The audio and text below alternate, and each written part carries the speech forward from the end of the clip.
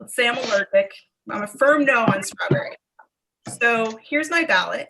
And once the votes are cast, everyone has cast their ballots. How do we figure out which option has the broadest support of voters?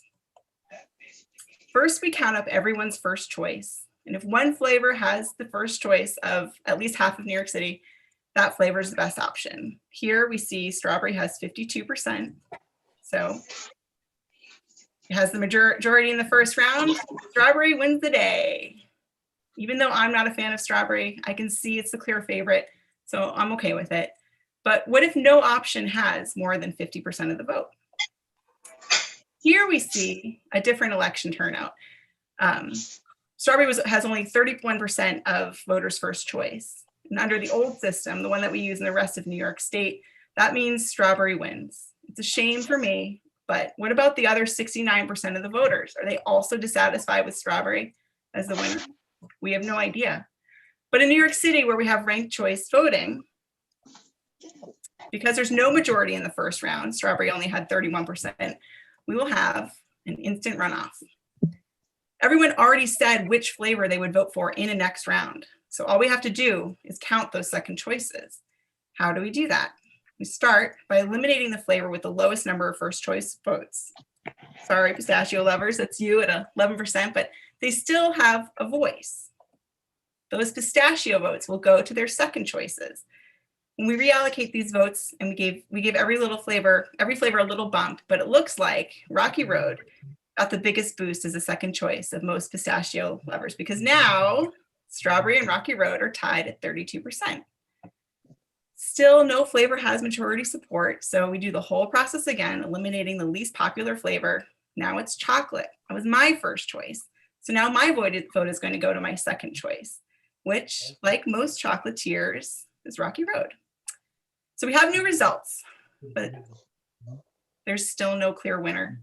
If all vanillas prefer strawberry to Rocky Road, strawberry could still win. So let's see what vanilla voters have to say. In fact, most of them chose Rocky Road. And it turns out Rocky Road is the winner. New Yorkers preferred Rocky Road to the other remaining options. So that's what ranked choice voting is and how it works. But why do we need ranked choice voting? Why is it so great that you in New York City have it? Simple. To elect politicians with the broadest possible support. In the plurality system, which is what New York City still has to use for general elections, I only got to raise my hand for chocolate, and people who preferred vanilla only got to raise their hand for vanilla, and likewise for the other flavors. And once the votes were counted, it turns out we split the Rocky Road vote, and strawberry won with less than a third of voter support. If only I had been able to show my support for Rocky Road. In this example, chocolate, vanilla, and pistachios spoiled the Rocky Road vote, which could have met all chocolate, vanilla, and nutty needs. But by using ranked choice voting, we learned that most New Yorkers actually preferred Rocky Road to strawberry. And so Rocky Road became the official flavor of New York City. It's a simple solution to the many candidate problem, which I mean in the best sense, because many candidates is not itself a problem, but our plurality vote system creates one. Instead of picking just one candidate, ranked choice voting allows you to rank multiple candidates in the order you prefer them. And the benefits of ranked choice voting don't stop there. Ranked choice voting is already being used across the country. In fact, most states have it in use at some level, and it's used around the world. These places have shown us that ranked choice voting empowers voters and candidates alike. For example, a study comparing ranked choice voting cities to plurality cities in California showed that representation for persons of color increased by nearly 20% in the ranked cities, while the plurality cities only increased 3%. Likewise, in a study of 9 US cities, women only made up about a quarter of representatives on city councils before ranked choice voting. And those same jurisdictions chose women about half of the time after adopting ranked choice voting. In sum, ranked choice voting more fairly represents the full spectrum of voters, and this is a natural effect on voter turnout. In these cities, voter turnout increased after the adoption of ranked choice voting, which we see in light blue as opposed to the purple. For all of these reasons, ranked choice voting, Ranked Choice New York is advocating for ranked choice voting up and down New York's ballot. And we're here to help New York City get ready for June. We want to help you educate people in your community. We can offer this shorter presentation, and we can also offer a full 15-minute presentation followed by a Q&A with our team of experts. We'll put the link into the chat in just a second to request a speaker. And we're also preparing a handout to help spread the word about ranked choice voting in New York City. And we'll get your community board this handout right after the meeting. If you want to see ranked choice voting for governor or the general election, then come and join us. We have a link. You can scan this code with your camera phone to get all of our social media, website, and sign up info. We're building a movement to bring the benefits of ranked choice voting to all New Yorkers, and we'd love for you to join us. With that, thank you all very much for hosting me, despite problems there in the beginning. And if we have time, I'd love to answer any questions you might have. I'll stop my share and turn it back over to you. Thank you, Shannon. Really appreciate that. Great job. Great job. Yep, agreed. Does anyone have any questions for Shannon? Okay, Doris? I'm gonna raise my hand because it's easier than typing. Okay. I need clarification. Is ranked choice voting just for municipal elections or for all elections?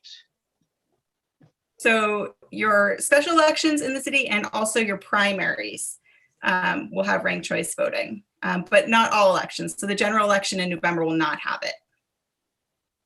Thank you. Okay. I have a question. Yes. In the, so I have a fear that on election day that most people are not going to know about ranked choice voting.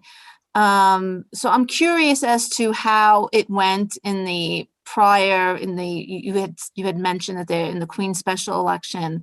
And I know that's a small snapshot, but are we, how prepared, oh, I'm sorry, I didn't realize my video wasn't on. How prepared you feel are the workers at the Board of Elections? Are they being especially trained? Because I'm really concerned that seniors and people who really aren't aware are going to be very confused by this. And that's my first question. My second question, in the sampling that you have, do you have any data as to how many people actually ranked more than one choice in the voting booth? Like, do you know, was this a success? Do you have any indication? I don't have that information. I don't know if Joe has a different bit of information to that second point. Answering the first one first, how many people ranked their ballot? I do, it's funny you sent me scrambling, and we should get everything together. It's actually pretty high. It's surprisingly high, and the over, certainly vast majority, we're talking well north of 50%, said it was very easy, not just easy, but very easy to understand.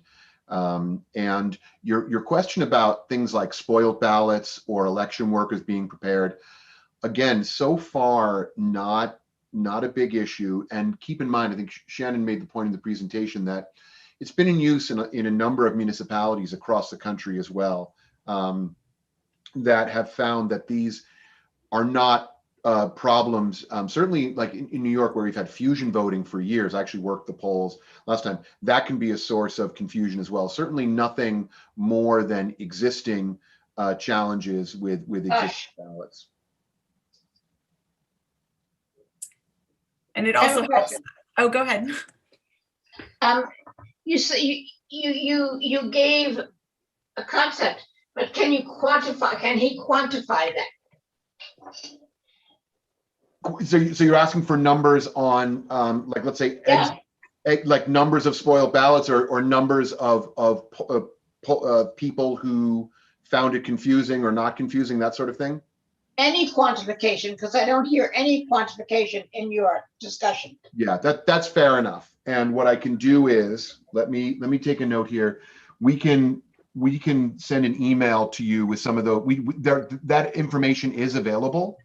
And so let me get that to you. There's rafts of information about this. So let us get that to you, because it's a very good question. I can't rattle off the the numbers. I would recommend that it be sent to the community board to be further distributed. Yep, you got it. Great, thank you. Right. Anyone else? I have a question. Dorothy. If I choose not to use ranked choice voting, can I just mark my first choice candidate and that's it?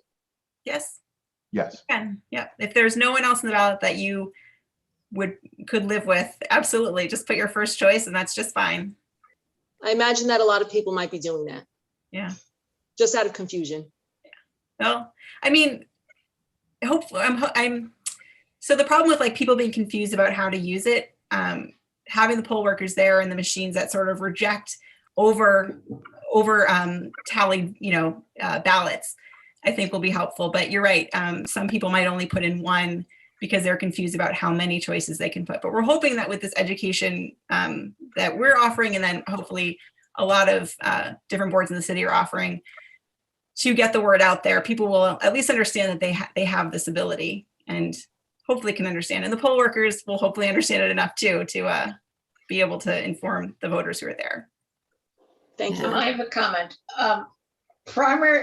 Off-year primary elections notoriously have very, very low turnout. So after the primary, could we do another presentation to help for the general election? Absolutely. Yeah, absolutely. I mean, the general election for you won't have ranked choice voting, but we're always No, I'm just saying the November election. That's someone I know calls it the off-year election, odd-year election. I see. We are happy to come back anytime for any reason. Yeah. Okay. Well, thank you, Shannon and Joe. I really appreciate you coming to present to us. Does anyone have any other questions? I think we And if you come up with questions that come up, feel free to send us an email and we can get that information. In addition to what we already said, we would scrounge up for you and send it to you. We can answer other questions for you. Okay, and Tracy and I had talked about this, Tracy. So we did live stream this on YouTube. We're going to share this link in our newsletter and invite anyone who has questions. We really want to try to help get the word out because I'm still not accustomed to a June primary, and I can't believe it's May already. So we want to make sure we get that word out too in our way here at Community Board 10. So thank you as well. Thank you for having us and for educating your community. Really appreciate it. Yeah, thank you. Appreciate what you're doing. Thank you so much. Okay. Bye. All right, Tracy. Do we have a motion to adjourn? Do we have a motion to adjourn? Carmen, thank you.